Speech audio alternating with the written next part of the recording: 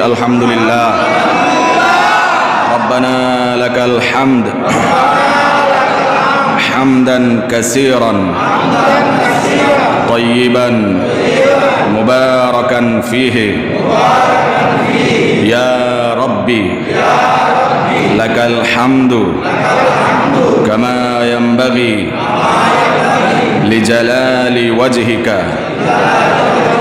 ওয়া লিআযীমি সুলতানিকা। আমরা আলোচনা শুনছিলাম কবর জগৎ নিয়ে, আলমে বারজাখ নিয়ে। আলমে বারজাখের পরিচিতি দিতে গিয়ে আমরা বলেছিলাম বারজাখুন মানে হচ্ছে পার্টিশন, অন্তরায়, অর্থাৎ দুই জিনিসের মাঝখানে যে জিনিসটা অন্তরায় হয় সেটাকে আরবিতে বারজাখ বলা হয়। তো কবর জগৎকে বারজাখুন কিভাবে বলা হয় আমরা সাব্যস্ত করেছিলাম।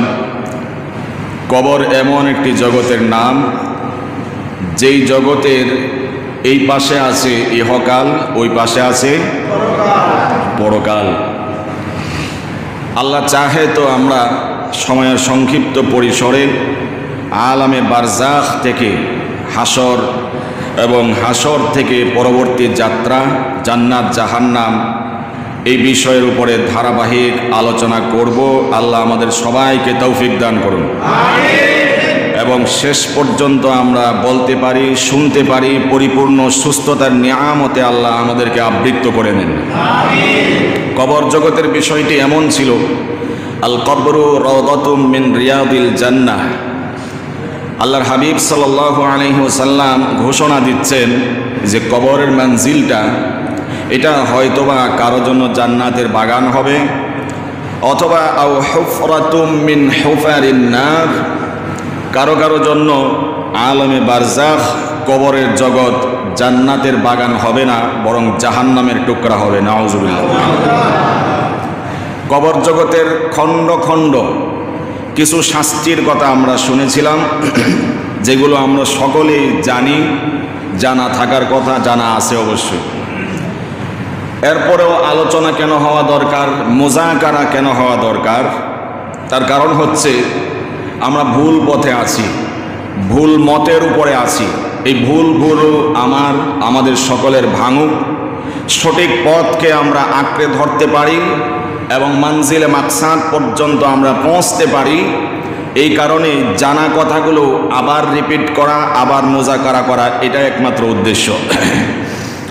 আমরা বলছিলাম কবর জগতের কিছু কিছু শাস্তির কথা, এবং কবরে যখন শাস্তি শুরু হয়ে যায়, এই দুনিয়াতে দুটি জিনিস সাকলাইন, মানব জাতি আর জিন জাতি, এই দুই জাতি ছাড়া যত আল্লাহর প্রাণীকুল রয়েছে এরা সকলেই নাফরমান ব্যক্তি কবরের ভিতরে আযাবে গ্রেফতার হয়ে চেঁচামেচি করে, চিৎকার করে, এরা সকলেই শুনতে পায়, শুধু মানুষ আর জিন জাতি শুনতে পায় না।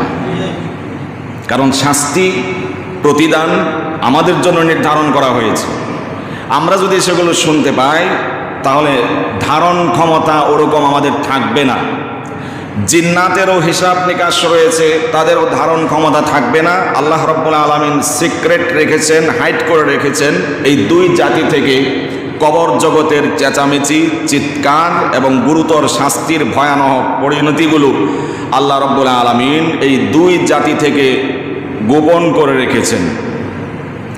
আত্মীয় স্বজন যারা আছে কবরস্থ করে, দাফন করে, মৃত ব্যক্তিকে রেখে দিয়ে যখন চলে যেতে শুরু করে, বা সামাজিক প্রথা হিসাবে আমরা যা করি, তাড়াতাড়ি দাফন করো, তাড়াতাড়ি দাফন করো, রোদের তাপ বা বর্ষাকাল, বৃষ্টি ইত্যাদি ইত্যাদি ওজোর আপত্তি পেশ করি, এবং লাশকে তাড়াতাড়ি দাফন করার জন্য আমরা যথেষ্ট উৎসাহী হই, অনুরাগী হই। এমনি তো লাশ তাড়াতাড়ি দাফন করাটাই উত্তম, আবার এটা যদি আমার সাথে মনের সাথে মিলে যায় যে মরে গেছে আর থাকার দরকার কি, তাড়াতাড়ি যা, আমার বাজারঘাট আছে, দোকানপাট আছে, হাজারো ব্যস্ততা আছে, এর রাখার দরকার নেই। বলেন দুনিয়ার নিজামটা এমন না? দুনিয়ার নিজামটা এমন। এই যে বর্ষাকাল চলছে, যারা সোশ্যাল মিডিয়ার সাথে সম্পৃক্ত বিশেষভাবে আপনারা দেখে থাকবেন, এমন এমন ছবি পিকচার আপলোড হয় বর্ষাকালে রাজপ্রাসাদ, আলিশান বিল্ডিং, আকাশচুম্বী ইমারত, সামনে নিথর নিস্তব্ধ দেহ নিয়ে মৃত ব্যক্তি শুয়ে আছে চাদরে আবৃত হয়ে। তার দামি পোশাক, ব্রেসলাইট, ঘড়ি, আংটি ইত্যাদি যা যা ছিল সব কিছু খুলে নেওয়া হয়েছে। নীরব নিস্তব্ধ হয়ে অসহায়ের মতো বৃষ্টিতে ভিজছে। একজন মানুষ সেখানে দাঁড়ায় থাকে না বৃষ্টিতে ভিজার জন্য, এতটাই অসহায় হয়ে যায় একজন মৃত ব্যক্তি। এই জন্য দুনিয়ার কোনো দাম নাই। নীরবে চিন্তা করবেন, রক্তের চলাচল আছে বিধায়, ব্লাড সঞ্চার আছে বিধায় আজকে আমাদের মুখের শক্তি আছে বিদায়, শারীরিক শক্তি আছে বিদায় এখন পর্যন্ত হাইয়া আলাস সালাহ আমাকে আগে আগে মসজিদে আনতে পারে না। যে লোকটা আইসিইউতে শুয়ে গিয়েছে, যে লোক হাসপাতালের বেডে শুয়ে গিয়েছে, যে লোক যুগ যুগ ধরে কারাগারে বন্দি জীবন যাপন করছে, ওই লোককে যদি অফার করা হয় তোমাকে সুস্থ করে দেওয়া হবে, বিনিময়ে সারা জীবন আল্লাহর গোলামি করতে হবে, 5 বেলা নামাজ পড়তে হবে, যেই লোক যুগের পর যুগ কারারুদ্ধ জীবন যাপন করছে, ওই লোককে যদি অফার করা হয় এখান থেকে তোমাকে মুক্ত করে দেওয়া হবে, বিনিময়ে এখান থেকে বাড়িতে যাওয়ার পরে যতবার হাইয়া আলাস সালার ধ্বনি প্রতিধ্বনিত হবে মসজিদে গিয়ে আল্লাহর কুদরতি পায়ে সিজদা করবা, ওই মুমূর্ষ ব্যক্তি, কারাগারে কারারুদ্ধ ব্যক্তি এমন হাজার শর্ত মেনে নিতে প্রস্তুত থাকে। আমার আগে বাঁচাও, সব কর্ম জবান দিলাম, কথা দিলাম। মানুষের আকুতিটা এমন, মানুষের আবেদন নিবেদনটা এমন, যে কোনো মূল্যে যদি আমাকে পরিপূর্ণ সুস্থতার অফার করা হয়, সুস্থ হতে চাই, সম্পদ চলে যাক যাক, অর্থ চলে যাক যাক, বেঁচে থাকলে অর্থ উপার্জন করা যাবে, বেঁচে থাকলে সম্পদ আবারও সঞ্চয় করা যাবে, বেঁচেই যদি না থাকি অসুস্থ জীবন নিয়ে বেঁচে থাকার কোনো অর্থ হয় না। কারণ মানুষের কাছে দাম নাই, পোলাপানের কাছে দাম নাই, আত্মীয় স্বজনের কাছে তো আরো নাই। দু একদিন আপনার কাছে ফল ফ্রুট নিয়ে আসবে, এটা আতিথেয়তার বন্ধন বা সৌহার্দ্য বিনিময় করার জন্য আসবে বটেই, এরপরে আত্মীয় স্বজন আর টর্চ লাইট দিয়ে হারিকেন জ্বালিয়ে খুঁজেও পাওয়া যায় না। কথা বলেন, এটাই তো দুনিয়ার নিয়ম। কারণ অসুস্থ হয়ে গেছে, ওই বেটার আর দাম নাই। যতদিন সুস্থ ছিল মানুষকে দিতে পারছে, এতদিন পর্যন্ত মূল্যায়ন ছিল। আজ অসুস্থ হয়ে যাওয়ার কারণে মানুষ তার কাছে দেখতেও যায় না। একটা সময় ঘরের মানুষগুলো অতিষ্ঠ হয়ে যায়, একটা পর্যায়ে ঘরের মানুষগুলো অতিষ্ঠ হয়ে যায় যে এত বন্ধন, যে স্ত্রী স্বামী স্ত্রীর বন্ধন, যাকে এত পছন্দ করার পরে আপনি বিয়ে করেছেন, এই মানুষটাও একসময় অতিষ্ঠ হয়ে যায়। কারণ লোকটা, স্বামীটা বিছানায় পেশাব করে, বিছানায় ইত্যাদি যত রকমের আছে সব কিছু বিছানায়, মানুষ অতিষ্ঠ হয়ে যায়, আদরের স্ত্রী অতিষ্ঠ হয়ে যায়। যে সন্তানগুলোকে মানুষ করলেন, এত অর্থ উপার্জন বিনিয়োগ করে তার পিছনে খরচ করে মানুষ করলেন, এই সন্তানগুলো অতিষ্ঠ হয়ে যায়। তারপরে চিন্তা করে গলা টিপে তো মারা যাবে না, মসজিদের মোল্লা মুন্সি ধরো, খতমে খাজে গান পড়াও, দেখো 3 দিনের ভিতরে মারানো যায় কিনা। বাস্তবতা আছে না নাই? এখন তো মানুষ একটু সুশীল হয়েছে, আপডেট হয়েছে, লেটেস্ট বা গ্রেটেস্ট হয়েছে, যার কারণে এখন কোনো কোনো জায়গা থেকে এগুলো রহিত হয়ে গেলেও প্রত্যন্ত অঞ্চলে এটা আছে। আর ভালো লাগে না, আগামোতা মসজিদের মোল্লা মুন্সি খবর দে, খতমে খাজে গান জালালি পড়া, হেরে মার। বাস্তবতা আছে না নাই? আর বাস্তবতাও আছে, যদিও কোরআন সুন্নাহর দিক নির্দেশনা না, এটা মুরব্বীদের তাজরিবা বলা হয়। আরবি পরিভাষা হচ্ছে তাজরিবা, আবিষ্কার। একটা চিকিৎসক যেভাবে আবিষ্কার করে যে এইটা প্রয়োগ করলে এটার জন্য শিফা হবে, ঠিক তেমনিভাবে আগের বুজুর্গরা, মুরব্বীরা এটা আবিষ্কার করছে, যদি এই খতম পড়া হয় তাহলে আল্লাহ চাইলে সে জীবিত থাকবে, আর যদি হায়াত না থাকে তাড়াতাড়ি চলে যাবে। বোঝানো উদ্দেশ্যই দুনিয়ার কোনো দাম নাই। আপনি যতদিন রক্তের সঞ্চারণ আছে ততদিন পর্যন্ত মানুষের কাছে রেসপেক্ট, মূল্যায়ন, স্যালুট, সাধুবাদ এগুলো পাবেন বটে। কোনো স্বার্থের কারণে হয়তোবা যদি অসুস্থ হয়ে বিছনার সাথে লেগে যান, আপনার জানার দাম নাই। মরে গেলে তো আরো নাই, বৃষ্টিতে ভিজে লাশ কেউ ধরে না, শুই না, সবাই যার যার ঘরে অবস্থান করতেছে। ওই অসহায় মানুষটা, মৃত লাশটা অসহায়ের মতো শুয়ে আছে, কোনো আবেদন নিবেদন করতে পারেন। এটা হচ্ছে ঘরের বাড়ির সামনের অবস্থা, অর্থাৎ বিল্ডিংয়ের সামনের অবস্থা। আর এমন তো হয়ই, ওটা তো রাখা যাবে না, মাটির তলে রাখতেই হবে, শরিয়ার নিয়ম অনুযায়ী দাফন করতেই হবে। অনেকগুলো কবর, একটু চিন্তা করুন, যদি আমার আপনার এই সময়ে মওত হয়ে যায়, কেমন সিরিয়াস অবস্থা, কবরের ভিতরে কোপ দিলেই পানি উতলে ওঠে, উপর থেকে বর্ষার পানি আসে, বৃষ্টির পানি কবরে ঢোকে, সেখানে শোয়ানোর পরিস্থিতি থাকে না, হয়তোবা কবর উঁচু করতে হয়, অথবা কলা গাছ দিয়ে নিচে কোনো রকমের একটা সামিয়ানার মতো দিয়ে ওইটার মতো শোয়া কোনো রকম উপর দিয়ে দাফন করা দেওয়া হয়। বাস্তবতা আছে না নাই? আমি না আপনি না দুনিয়ার বড় বাহাদুর ছিলাম, বড় ক্ষমতাসীন ছিলাম, বড় রকমের বাহাদুর ছিলাম, অর্থ পয়সার মালিক ছিলাম, কোথায় গেল আজকের বাহাদুরি? কবরে শুয়ে গেলে বাহাদুরি কোথায় গেল? চারানার দাম নাই। এই জন্য আসুন আমরা সকলেই এখন থেকে শুধরে যাই, বদলে যাই, নিজেকে পরিবর্তন করি, আত্মসংশোধন করি। আল্লাহ সেভাবে আমাদেরকে তৈরি হওয়ার, প্রস্তুত হওয়ার তৌফিক দান করুন, আল্লাহুম্মা আমিন। যখন মৃত ব্যক্তিকে রেখে চলে আসে, আত্মীয় স্বজনরা চলে আসে, মৃত ব্যক্তি জুতার আওয়াজগুলো শুনতে পায় যে লোকজন চলে যাইতেছে, হাজার চিৎকার করলেও আর মানুষ শুনে না যে আমারে বাঁচাও, আমার থেকে কবর থেকে আমারে নিয়ে যাও, আমি এখানে থাকতে পারবো না, পোকামাটির ঘর, অন্ধকার কবর, নির্জন সাথীহীন ঘর, বাতিহীন ঘর, এখানে আমার পক্ষে থাকা সম্ভব না, আমাকে নিয়ে যাও। এই ধরনের হাজারো আকুতি, মিনতি, আবেদন, নিবেদন যদি মৃত ব্যক্তি করে, আপনার আমার কানে সেই আওয়াজ পৌঁছে না। এই হচ্ছে কবরের জগৎ। এই কবরের জগতে একদিন সকলকেই যেতে হবে, মৃত্যুর পেয়ালায় চুমুক দিতে হবে, মালাকুল মাউতের সাথে মোলাকাত করতে হবে, কবরস্থ একদিন হতেই হবে, কোনো সন্দেহ নাই। মালাকুল মাউত যেদিন চলে আসবে, জানটাকে যখন কবজ করে নিয়ে যাবে, এমন সময় মানুষের ভিতরে জানাজানি হয়ে যাবে, অমুক বাড়ির অমুক ব্যক্তি আর দুনিয়াতে নাই, জীবনের মতো শেষ নিঃশ্বাস ত্যাগ করে আল্লাহর ডাকে সাড়া দিয়েছেন। মসজিদে মাইকিং হয়ে যাবে, অমুক বাড়ির অমুক ব্যক্তি দুনিয়া থেকে চলে গিয়েছে, এত টাইমে চলে গিয়েছে, মসজিদে এলান করে দিন। মসজিদে যে এলান হবে, আপনার আমার মৃত্যুর ঘোষণা হবে। মসজিদে মাইক আছে, মসজিদে হরন চলে আসছে, মসজিদে মাইক্রোফোন সব চলে আসছে, মসজিদে যিনি আপনার আমার মৃত্যুর ঘোষণা দিবেন সব চলে আসছে। যেই সাবান দিয়ে গোসল দেওয়া হবে সেই সাবানও মার্কেটে চলে আসছে। যেই কাফনে মুড়িয়ে আপনাকে আমাকে কাফন পরিধান করানো হবে সেই কাপড়টাও মার্কেটে চলে আসছে।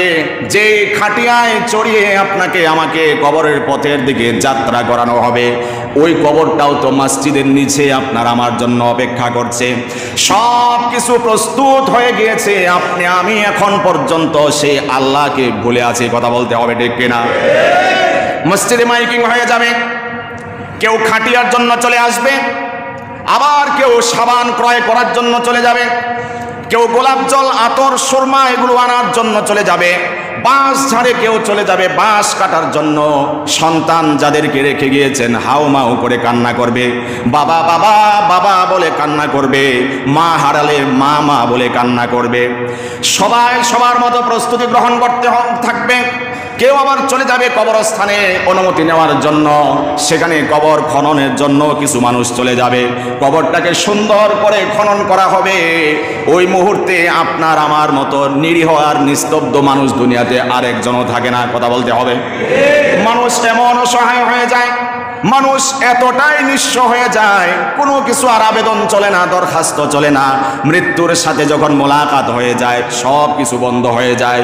যেই জবান দিয়ে কথা বলছি, জবান দিয়ে আর কোনো রকমের শাসিত শব্দ উচ্চারণ হয় না। যেই জবান দিয়ে মানুষকে হাজারো কষ্ট দিয়েছি সেই জবান আর নড়াচড়া করতে পারে না।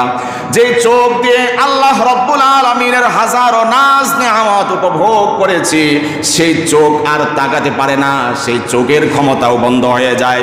যে কান দিয়ে অনেক কথা শুনেছি, শোনার পরেও কোরআন সুন্নাহর কথা শোনার পরেও নিজেকে বদলাতে পারি নাই, সেই কানের ক্ষমতাও বন্ধ হয়ে যায়। একেবারে নিঃস্ব অসহায় হয়ে ওই যে মানুষ কবরের দিকে নিয়ে যায়, এমন বাস্তবতা আপনার আমার জীবনের সকলেরই আসবে। কথা বলতে হবে, ঠিক কিনা? সবার আসবে এমন জীবন। কবর পথের যাত্রী তুমি কয়দিন থাকবা দুনিয়া,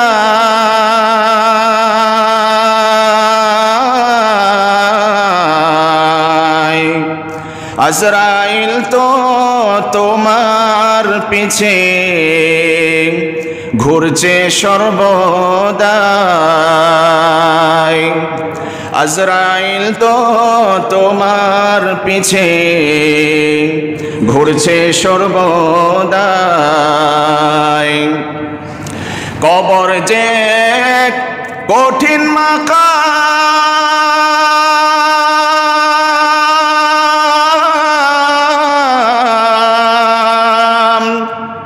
পড়বে ধরা পাপী তামাম।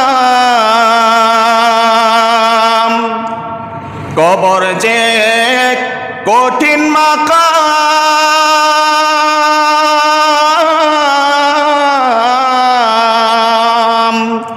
পড়বে ধরা পাপী তামাম। ছলচাতুরি করার মতো জায়গা সে তো নয়।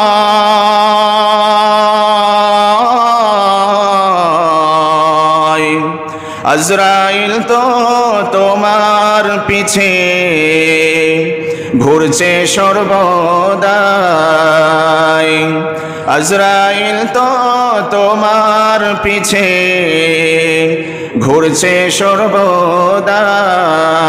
কথা বলেন। পাপী হয়ে যদি যাবে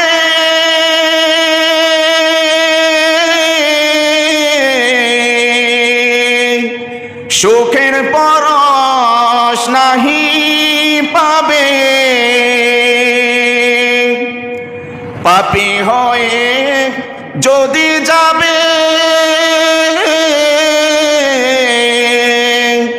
সুখের পরশ নাহি পাবে।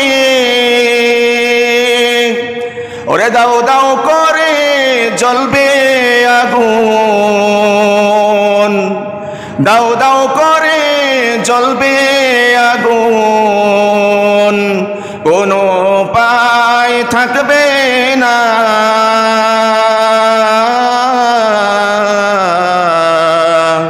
আজরাইল তো তোমার পিছে ঘুরছে সর্বদাই। আজরাইল তো তোমার পিছে ঘুরছে সর্বদাই। আল্লাহ কবরের আযাব থেকে আমাকে আমাদের সবাইকে হেফাজত করুন, আল্লাহুম্মা আমিন। সেই কবরের আযাব থেকে বাঁচার দরকার আছে না নাই? সেই বাঁচার জন্য কিছু আমলও আছে, আমরা মানবো, আমল করবো ইনশাআল্লাহ। আল্লাহর হাবিব সাল্লাল্লাহু আলাইহি ওয়াসাল্লাম বলেছেন, কোরআনুল কারিমে এমন একটি সূরা রয়েছে যেই সূরার আয়াত সংখ্যা 30টি। সেই সূরার নাম হচ্ছে সূরা মুলক। 29 নম্বর পারার প্রথম পেজের প্রথম সূরাই হচ্ছে সূরা মুলক। এই সূরা যদি দৈনিক প্রতিদিন যদি কেউ তেলাওয়াত করতে পারে, আল্লাহর হাবিব সাল্লাল্লাহু আলাইহি ওয়াসাল্লাম বলেছেন কবর জগতে ওই ব্যক্তির জন্য সূরা মুলক সুপারিশ করবে। জোরে বলেন সুবহানাল্লাহ। সূরা মুলক শুধুমাত্র সুপারিশ করবে, আল্লাহ তার সুপারিশ ফিরিয়ে দেবেন এমন নয়, বরং সূরা মুলক পাঠকারীর পক্ষে যখন সুপারিশ করবে আল্লাহ রাব্বুল আলামিন ওই কবরের ব্যক্তিকে মাফ করে দিবে। এজন্য আমল করার চেষ্টা করবো ইনশাআল্লাহ। যারা পারি ইনশাআল্লাহ তেলাওয়াত করবো ইনশাআল্লাহ। নাকি বিশ্বাস নাই যে সূরা মুলক পড়লে কবরে আযাব থেকে বাঁচান যাইবো, এটা কোনো কথা হইলো নাকি? এটা দরকার নাই, করুম না, এ ধরনের কথা বলার সুযোগ আছে না। আপনারা যত চিল্লান দেয় না কোন, বাস্তবতা এটাই। এত বড় সারপ্রাইজ, কবর থেকে মুক্তির ট্রিটমেন্ট প্রেসক্রিপশন নবীজি শোনাইছেন। 30টা আয়াত নিয়মিত তেলাওয়াত করলে আল্লাহর হাবিব ঘোষণা দিয়েছেন কবরের আযাব থেকে তোমাকে মুক্ত করে দেওয়া হবে। সুবহানাল্লাহ। কিন্তু 2 টাকার ওই যে কাস্টমার খুঁজে পাবেন, হরেক মাল বিক্রেতা যখন হরেক মাল নিয়ে বাড়িতে বাড়িতে অলিতে গলিতে ঘুরে বেড়ায়, বাচ্চা, বাচ্চার মা, বাচ্চার বাপ থাকলে সবাই 14 গোষ্ঠী সহ বের হয়। আওয়াজ দিয়ে বলেন না ঠিক কিনা? 2 টাকার হরেক মাল, এই পণ্যটা কমপক্ষে একটু হাতানোর জন্য, দেখার জন্য হুমড়ি খায় মা সন্তান। বাস্তবতা আছে না নাই? তারপরে পছন্দ হইলে কিনেও। মেলা হয় অলিতে গলিতে, মেলা মেলা মেলা, এই ধরনের মাইকিং আছে না নাই? অনেক এমন মা বোন আছে নিজে পর্দাসীন হয়ে 80 বছরে বুড়া বেরিয়ে আমি তো পর্দা করবই, মাইন্ডে নিয়ে না, আল্লাহর হস্তে বাস্তবতা।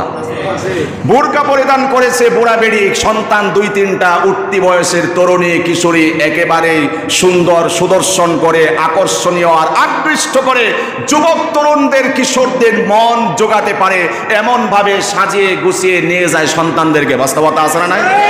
হেবেডি মেলায় যাইতে পারে, এখানে ওখানে যাইতে পারে, এখানে ওখানে আনাগোনা আছে। বুড়া বেড়ি হ্যাঁ পর্দা করে গেছে, কিন্তু যেই বাচ্চাটার দিকে, যে মেয়েটার দিকে দুষ্ট ছেলেরা হাঁ করে তাকাবে এবং তাকে পাওয়ার আশা করবে, দর্শন থেকে আকর্ষণের সৃষ্টি হবে, আকর্ষণ থেকে ঘর্ষণের সৃষ্টি হবে, ঘর্ষণ থেকে ধর্ষণের সৃষ্টি হবে। হেবেডি হেরে গোছায় গাছায় আলকাতরা মালকাতরা হাবিজাবি কি লাগায়, আমি এটা এখন পর্যন্ত সাপোর্ট করতাম না। মা বোন যারা শুনছেন আল্লাহর হস্তে মাফ করবেন, যার যার রুচি থাকতেই পারে। সাজেন, জামাই যেমনি পছন্দ করে, স্বামী যেভাবে সাজতে পছন্দ করে, তার সামনে সেজে গুজে আপনি থাকেন। স্বামী অফিসে আসে, আপনি সেজে থাকেন, দরজা খুলবে, নক করবে দরজায়, সালাম বিনিময় হবে, মুস্কি হাসি দিয়ে তাকে রিসিভ করবেন, আল্লাহর আরশ খুশি হয়ে যাবে। যেই বেড়ারে দেখানির দরকার, হে বেড়াতে দেখানির লাগে সাজে না, কিন্তু সাইজে গুজে যায় কই মুখ খোলা রেখে। সেজে গুজে মানুষ মুখ খোলা রেখে যায় কোথায়, কি উদ্দেশ্যে যায়, এটা আমার বুঝে আসে না। তবে বাস্তবতা, আমার নিরীক্ষণ হচ্ছে, আমার যুক্তি হচ্ছে যে আল্লাহ প্রদত্ত যে চেহারা, যে ফেস, যে স্কিন, এটা যতটা সুন্দর হয় একটা মানুষের, ওই হাবিজাবি মাখলে ওই সৌন্দর্যটা থাকে না। আপনারা আওয়াজ দিয়ে বললে আমি বিশ্বাস করি, আর যদি আওয়াজ না দেন তাহলে মনে করি আপনারা ওই গ্রুপের। এটাও ঠিক। আমি মনে করি আল্লাহ কাউরে অসুন্দর করে বানান নাই। একটা প্রতিবন্ধীর মধ্যেও দেখবেন সৌন্দর্যের আভাস আছে। হিজরা, বাংলা ভাষা হিজরা বলে, ওর ভিতরে একটা সৌন্দর্য আছে না নাই? কারণ ও মানুষ না, মানুষ। আল্লাহ বলছেন লাকাদ খালাকনাল ইনসানা ফি আহসানি তাকওয়িম, আমি একমাত্র মানুষকে সবচেয়ে সৌন্দর্য দিয়ে সৃষ্টি করেছি। এখন আমরা বলতে পারি ও যদি প্রতিবন্ধী হয়, অটিস্টিক হয়, অথবা যদি হিজড়াও হয়, ভিন্ন কোনো প্রজাতির মানুষ হয়, ভিন্ন দেশের ভিন্ন রাষ্ট্রের নিগ্রহ যদি হয়, তার ভিতরে একটা সৌন্দর্য আছে না নাই? সে যত কুচকুচেই হোক না কেন, আফ্রিকান যারা, তাদের প্রতিও মেয়েরা আকৃষ্ট হয়, এমন আছে না নাই? তাদের স্ত্রীও তাদেরকে ভালোবাসে, বাস্তবতা আছে না নাই? নির্দ্বিধায় হলফ করে বলতে পারি লাকাদ খালাকনাল ইনসান ফি আহসানি তাকওয়িম, আল্লাহ মানব জাতিকে সৌন্দর্যমণ্ডিত করেই সৃষ্টি করেছেন। এখন যদি এই সৌন্দর্য বিকৃত করতে গিয়ে একটা কান কেটে দেন, যুক্তিটা বুঝবেন ভালো করে, একটা কান যদি কেটে দেন ওর সৌন্দর্য 100% থাকবে? দুইটা কান কেটে দিলে, অথবা একটা অঙ্গহানি করেন, হাত কেটে দিলেন, পরিপূর্ণ সৌন্দর্য থাকবে? ঠিক তেমনি ভাবে ব্রু প্লাগ, এটাই তো বলে নাকি, ব্রু প্লাগ করে আল্লাহর আকৃতি বিকৃতি করে শরীয়তে সম্পূর্ণ হারাম, হারাম, হারাম, কোনো সন্দেহ নাই।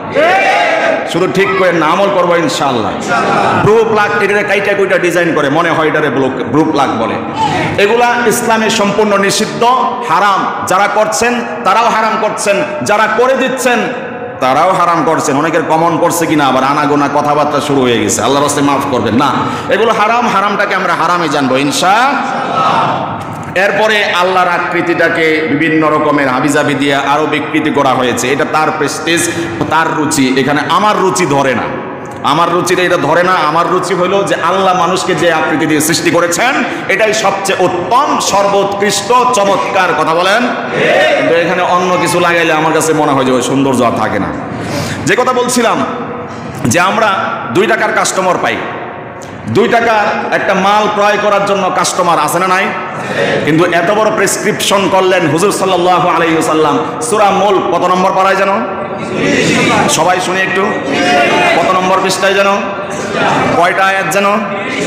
আল্লাহ, আমি আপনাদেরকে নিয়ে গর্বিত, আনন্দিত, পুলকিত, উচ্ছ্বসিত যে আমার মুসল্লিরা শুধুমাত্র কান শোনা, বরং তার হৃদয়ঙ্গম করার চেষ্টা করে। আয়াত কয়টা সূরা মুলকের? যদি প্রত্যেকদিন তেলাওয়াত করে, হুজুর বলছেন কবরে তার জন্য সুপারিশ করবে এবং তাকে ক্ষমা করে দেওয়া হবে। এই ট্রিটমেন্টটা নেওয়ার মতো এখানে খুব কম মানুষ, এখানে না পুরা বাংলাদেশে যদি তালাশ করেন, এইটা গ্রহণ করার মতো যে হুজুর আমার একটু সূরা মুলকটা শিখান বা আমি একটু আমল করি, এই ধরনের আমলি মানুষের সংখ্যা কম না বেশি? কে বলে বেশি? কম। শিখতে চাওয়ার আগ্রহ, এই আগ্রহটা একেবারেই ন্যূনতম বা কম বলা চলে।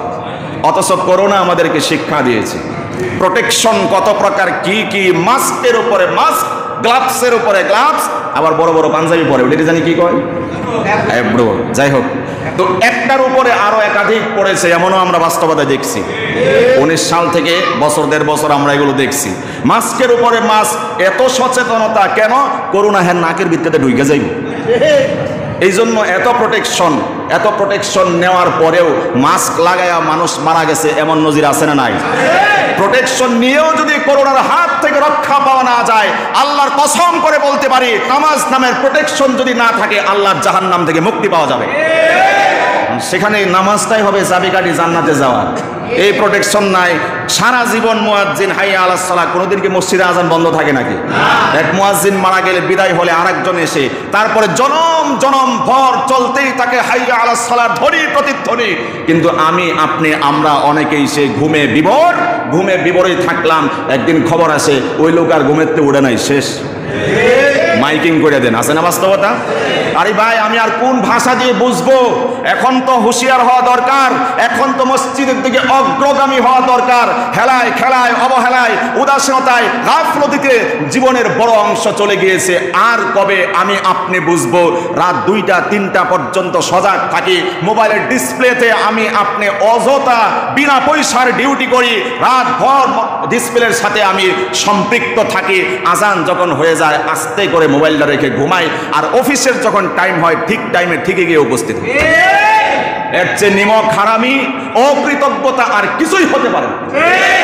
কারণ যে রব আপনার চাকরির ব্যবস্থা করলেন, জবের ব্যবস্থা করলেন, এত বড় ব্যবসার মালিক আপনাকে আল্লাহ বানালেন, সে আল্লাহ একবার ডাকলো, 5 বার ডাকলো, একদিন মসজিদে এসে আল্লাহর কুদরতি পায়ে সিজদায় লুটিয়ে পড়তে পারলেন না।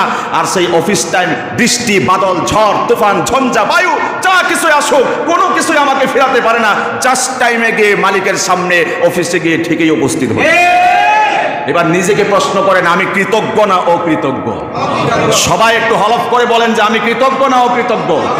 মাওলা আমাকে সচ্ছল করেছেন, বিজনেসের মালিক বানিয়েছেন, বড় রকমের ইন্ডাস্ট্রিজের মালিক বানিয়েছেন, ব্যবসা বাণিজ্য চাকরি সবকিছু মাওলা রিজিকের ফয়সালা করেছেন। সেই মাওলা আমাকে আপনাকে মসজিদে তালাশ করে জীবন চলে যায়, বছর চলে যায়, বছরের পর বছর যায়, যুগের পর যুগ যায়। যেদিন আমি মাজুর হয়ে যাই, তখন কয় যে এখন আল্লাহ সুস্থ করলে মসজিদে গিয়ে পড়ে থাকে।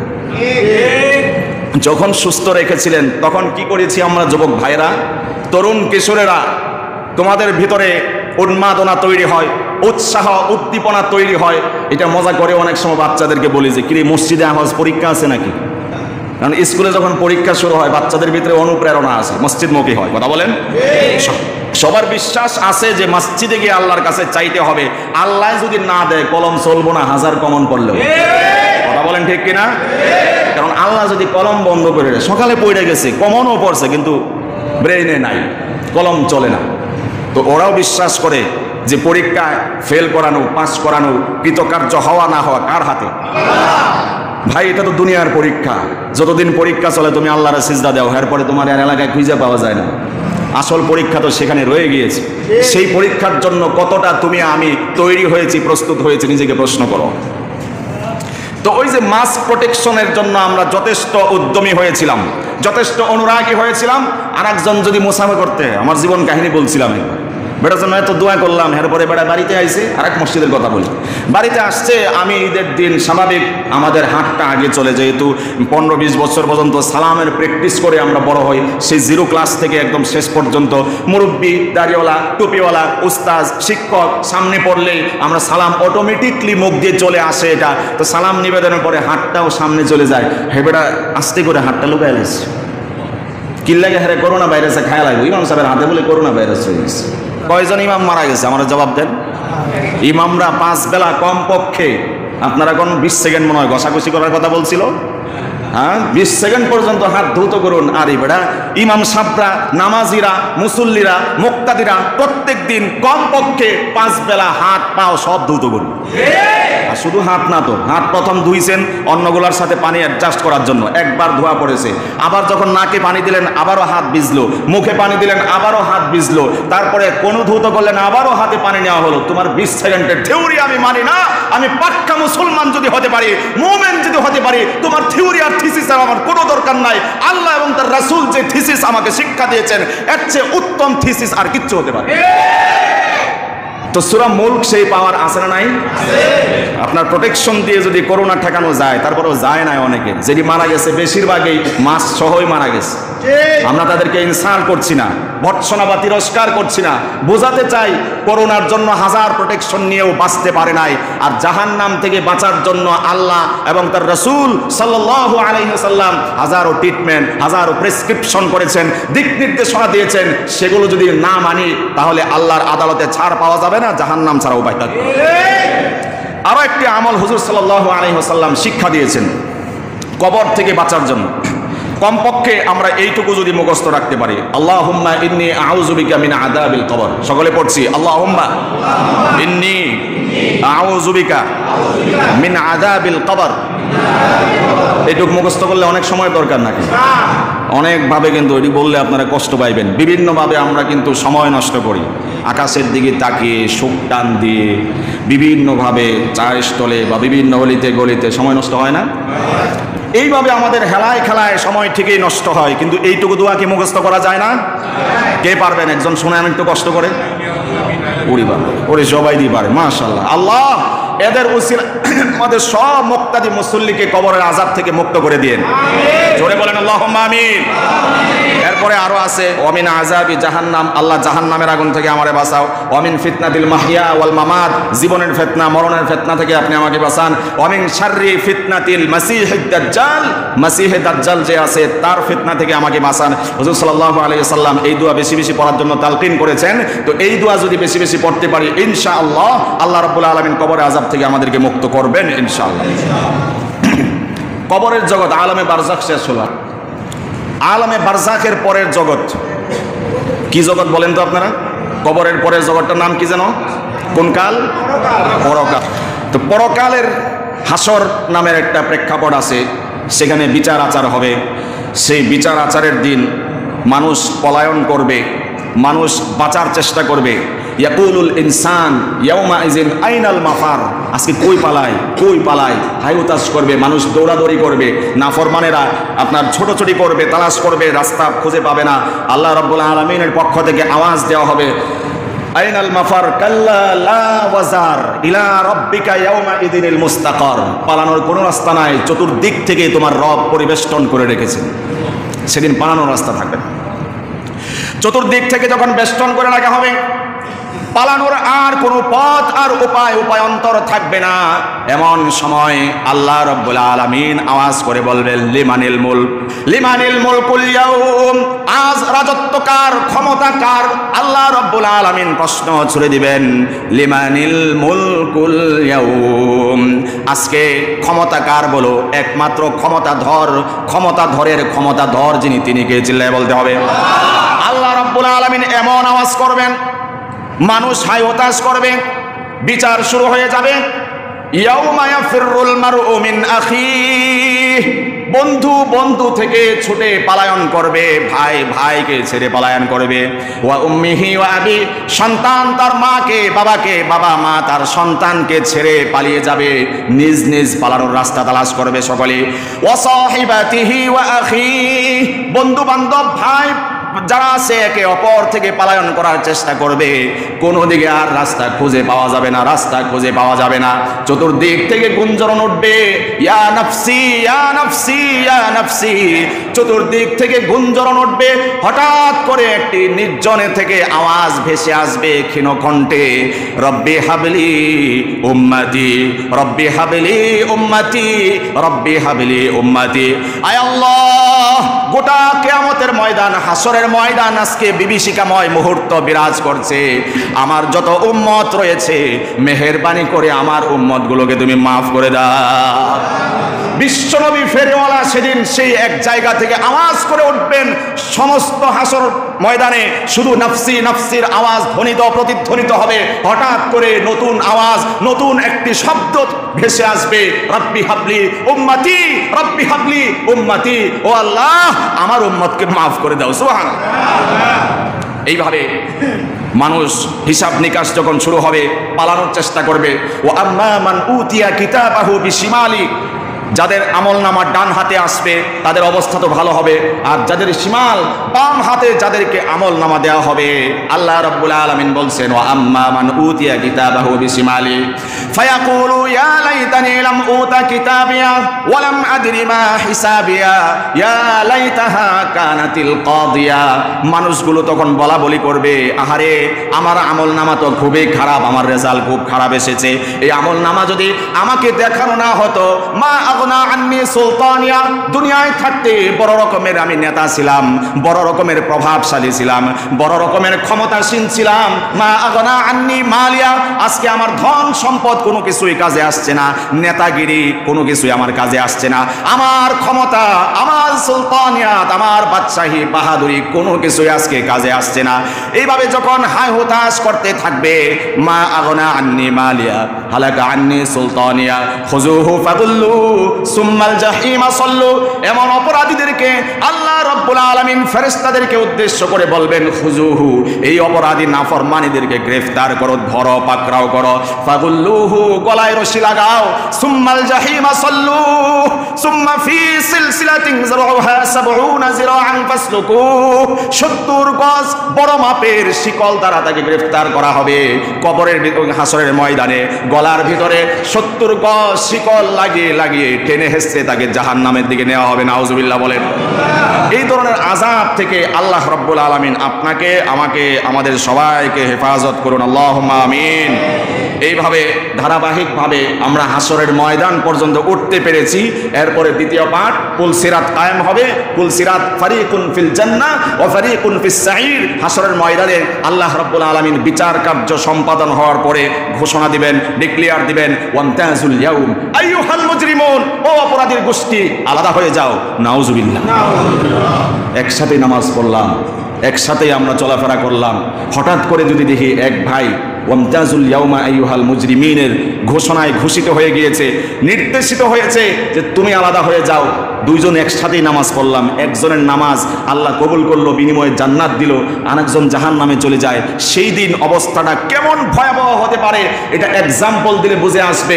দুনিয়ার আদালতে যদি কেউ ধরা খেয়ে যায়, দুনিয়ার মানুষ যদি বেইজ্জত হয়ে যায়, যদি বলা হয় তুমি অপরাধ করছো আলাদা হয়ে যাও, অথবা পরীক্ষায় যারা কৃতকার্য ও কৃতকার্য হয়, যখন বলা হয় অমুক অমুক ফেল করেছো, এই নাম্বার কম পেয়েছো, দাঁড়াও, তখন অবস্থাটা কতটা বিভৎস হয়। যারা এই ধরনের সিচুয়েশনে পড়েছে তারা জানে। বিশেষ করে বিভিন্ন প্রতিষ্ঠানে এমনও আছে যারা সিরিয়াল আসে 1, 2, 3, তাদেরকে সিরিয়াল ধরে মর্যাদার জন্য, সম্মানে ভূষিত করার জন্য সিরিয়াল ধরে দাঁড় করানো হয়, এটা তাদের সম্মান। আর যারা যারা এত এত সাবজেক্টে ফেল করেছে তারাও দাঁড়াও, ওয়ামতাজুল ইয়াউমা আইয়ুহাল মুজরিমুন, দাঁড়িয়ে থাকে।